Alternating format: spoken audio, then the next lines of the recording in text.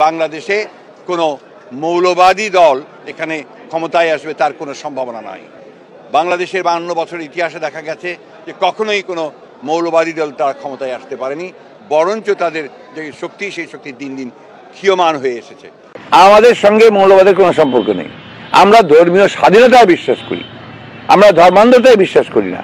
আমরা বিশ্বাস করি যে ধর্মটা যার যার, কিন্তু উৎসব সবার এবং এই রাষ্ট্র সবার।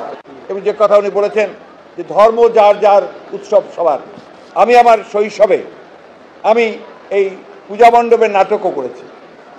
আমি আমার শৈশবে আমার বন্ধু বান্ধবদের সঙ্গে নিয়ে আমি বিজয়ার আনন্দ উপভোগ করেছি। এটা আমার শৈশব কৈশোর, আমার যে চেতনা, সেই চেতনার মধ্যে আমি এটাকে লালন করি। ঠিক একইভাবে আমার দলও সে একই কথা বিশ্বাস করে, যেখানে আমরা সকল বর্ণ ধর্ম তাদের অধিকারকে রক্ষা করে এবং সমস্ত ধর্মের মানুষদেরকে অধিকার রক্ষা করে আমরা অবশ্যই এখানে একটা অসাম্প্রদায়িক বাংলাদেশ নির্মাণ করব, জনগণের বাংলাদেশ নির্মাণ করব, অধিকার রক্ষার বাংলাদেশ নির্মাণ করব। দেবী দুর্গার আবির্ভাব হয়েছিল অসত্যকে পরাজিত করবার জন্য, তার আবির্ভাব হয়েছিল অসুন্দরের বিরুদ্ধে সুন্দরকে প্রতিষ্ঠা করবার জন্য, অন্যায়ের বিরুদ্ধে যুদ্ধ করবার জন্য। আজকে আমাদেরকে সেই একইভাবে অন্যায়ের বিরুদ্ধে যুদ্ধ করে, অসুন্দরের বিরুদ্ধে যুদ্ধ করে, অসত্যের বিরুদ্ধে যুদ্ধ করে আমাদেরকে ন্যায় প্রতিষ্ঠা করতে হবে। রাজনীতি কিন্তু রাজনীতি, এটা কিন্তু আপনার ঠিক ওই গীতা বাইবেলের সঙ্গে সম্পর্ক নেই, কোরআনের সঙ্গে সম্পর্ক। রাজনীতিতে অনেক কিছু থাকে যে কতগুলো আপনার প্রয়োজন অনুযায়ী আপনাকে সেগুলো পরিবর্তন করতে হয়।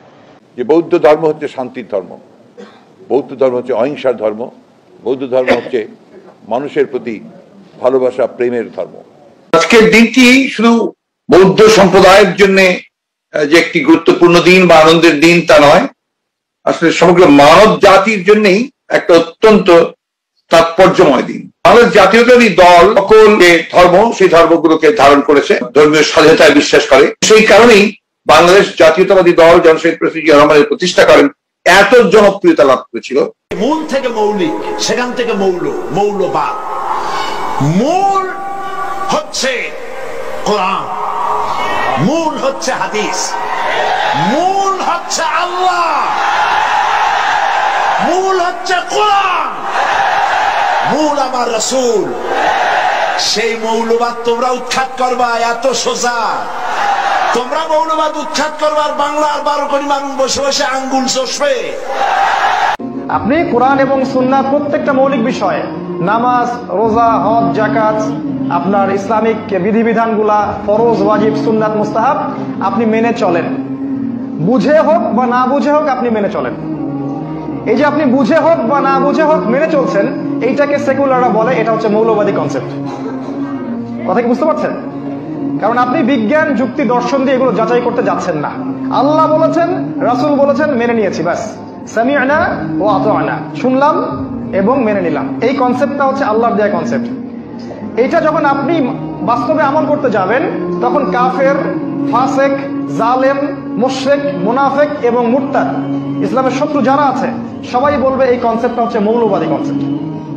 মৌলবাদীরা কোনোদিন ক্ষমতা আসে নাই, আসার সম্ভাবনা নাই। আমি ফখরুল সাহেবকে বলবো, আপনি মৌলবাদী হিসাবে মৌলবাদী বলে কাকে মিন করতে চান? কে মৌলবাদী? হিন্দু মৌলবাদী, খ্রিস্টান মৌলবাদী, বৌদ্ধ মৌলবাদী, না মুসলিম মৌলবাদী? ইসলামী মৌলবাদ জিন্দাবাদ, জিন্দাবাদ। আমরা ইসলামী মৌলবাদ বিশ্বাসী। আমি মুসলমান, আমার মূল ঠিক আছে। আমি মূলকে বাদ দিয়ে রাজনীতি করতে পারি না। 90% মুসলমানদের দেশে ইসলামী মূল্যবোধকে বাদ দিয়ে, ইসলামী মূল্যবোধকে বাদ দিয়ে কোনদিন রাজনীতি করতে পারে নাই, পারবে না ইনশাআল্লাহ। কাজে আপনি যে স্বপ্ন দেখাচ্ছেন মৌলবাদের ক্ষমতা আসবে না, আসে নাই, সম্ভাবনা নাই।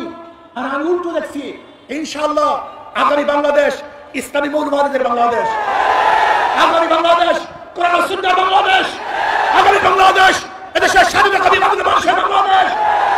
মুসলিমদের মৌলবাদী বলা হয়। আসলে এই মৌলবাদী শব্দটার অর্থ কি? আবিধানিক অর্থে মৌলবাদী হলো সেই ব্যক্তি যে একটা নির্দিষ্ট বিষয় অথবা ক্ষেত্রের মূল নীতিকে কঠোরভাবে অনুসরণ করে।